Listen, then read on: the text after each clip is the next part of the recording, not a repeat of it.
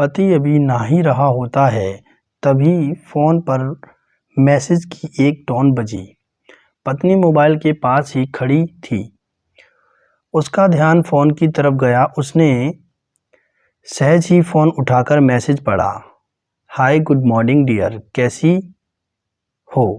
Baby का message था। पत्नी सोच में पड़ जाती है कि अब ये बेबी कौन है। तब तक पति भी नहाकर बाहर आ चुका होता है। पत्नी उसे किसी बेबी का मैसेज आया है बताती है। पति मुस्कुरा देता है, फ़ोन उठाकर उस मैसेज का रिप्लाई करता है, hi baby how are you, तुम कैसी हो? और अपने काम में लग जाता है। इस रिप्लाई को भी पढ़ती है पत्नी। अब हर पल पत्नी के दिमाग में यही विचार रहता है कि ये बेबी कौन है। शाम को पति घर आता है। पत्नी उससे पूछती है, ये बेबी कौन है? पति जवाब में सिर्फ मुस्कुरा देता है और फिर से अपने काम में लग जाता है। 2-3 दिन बीत जाते हैं। उन विचारों में अभी तक पत्नी का पीछा नहीं छोड़ा था और फिर से पति के मोबाइल पर फिर एक बार बेबी का मैसेज आता है, आज तो मिलोगे कि नहीं, तुम्हारी बहुत याद आ रही है। इस मैसेज ने समझ लो जैसे घी का काम किया हो।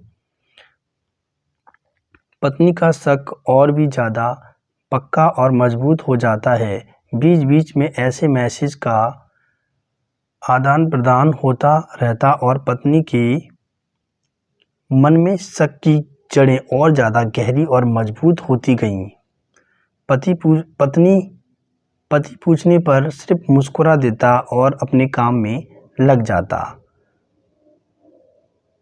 शक गुस्सा बनकर तब ज्वालामुखी की तरह फट पड़ता है जब एक दिन उसे अपने पति की जेब में सिनेमा की 2 टिकटें मिलती हैं। पत्नी अपने पति से बहुत झगड़ती है। पति उसे समझाने की बहुत कोशिश करता है, लेकिन वह कोई भी बात सुनने को तैयार नहीं है। पति को भी उस पर गुस्सा आ जाता है और यही झगड़ा और भी ज़्यादा बढ़ जाता है। गुस्से में पति घर छोड़कर बाहर निकल जाता है। पत्नी का गुस्सा पति से कई गुना ज़्यादा है, परंतु वो अपना सारा सामान पैक करती है और एक चिट्ठी लिखती है कि मैं मायके जा रही हूँ हमेशा के लिए, और पति का घर छोड़कर चली जाती है। गुस्सा शांत होने पर जब पति घर आता है तो चिट्ठी पढ़कर उसके होश उड़ जाते हैं। 10 दिन बीत जाते हैं और गांव के उस घर पर डोरबेल बजती है जहां पत्नी रहने चली गई है। पत्नी दरवाज़ा खोलती है। दरवाजे पर 10 साल की एक छोटी बच्ची हाथों में चिट्ठी लिए खड़ी है। वह पत्नी को वह चिट्ठी देती है। बच्ची से वह चिट्ठी लेकर पत्नी चिट्ठी खोलकर पढ़ती है, ये बच्ची जो तुम्हारे सामने खड़ी है वही बेबी है। अनाथ आश्रम की एक प्यारी बच्ची इसी के साथ में बातें करता था, सिनेमा जाता था। पहली बार जब तुमने बेबी के बारे में पूछा था तो मैंने जानबूझकर तुम्हें नहीं बताया था। सोचा था थोड़ा मजाक करता हूँ, देखता हूँ तुम कैसा रिएक्ट करती हो। लेकिन मैंने ये कभी नहीं सोचा था कि तुम्हारा शक इतना बढ़ जाएगा कि तुम घर ही छोड़ दोगी। हाँ, सबसे ज़रूरी बात यह है तो बेबी है वह किसी और की नहीं बल्कि तुम्हारी ही बेटी है।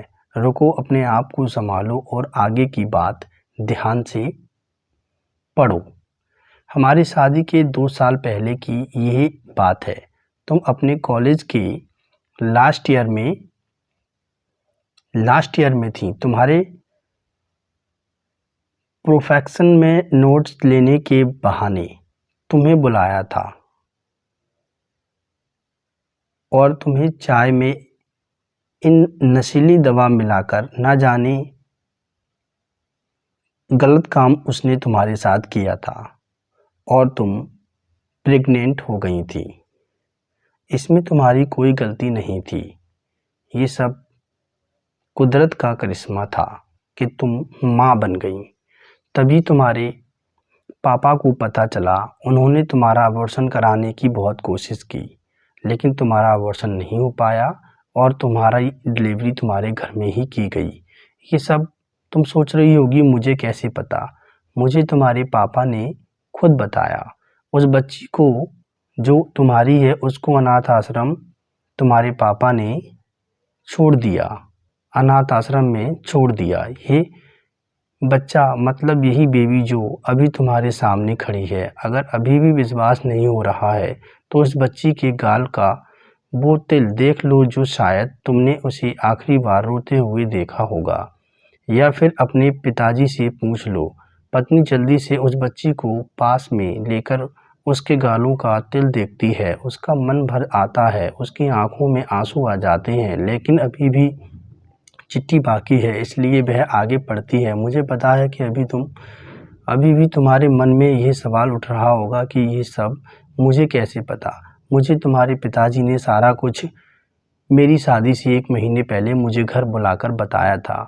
उन्होंने मुझसे कहा था कि तुम चाहो तो शादी से इनकार भी कर सकते हो, लेकिन मैंने ऐसा नहीं किया। मैंने कहा मुझे आपकी बेटी कबूल है और मैंने तुमसे शादी की। ये वही बच्ची है जिससे मैं बहुत प्यार करता हूँ। तुम चाहो तो मेरे साथ आ सकती हो, अपनी बालकनी में आओ, मैं नीचे खड़ा हूँ घर ले जाने के लिए। तभी पत्नी आंखों में आंसू भरे खुशी से बालकनी पर पहुँच जाती है और अपने पति से जाकर लिपट जाती है और अपने पति के साथ घर जाने को तैयार हो जाती है। तो दोस्तों, इस कहानी से हमको ये शिक्षा मिलती है,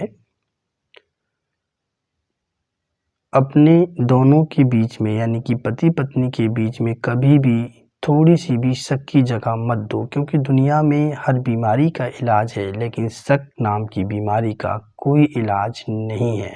मन शांत रखो, जो भी मन में है एक दूसरे के साथ शेयर करो, एक दूसरे के साथ बातें करो। तो दोस्तों, शक का कोई इलाज नहीं है। इस कहानी से यही सीख मिलती है।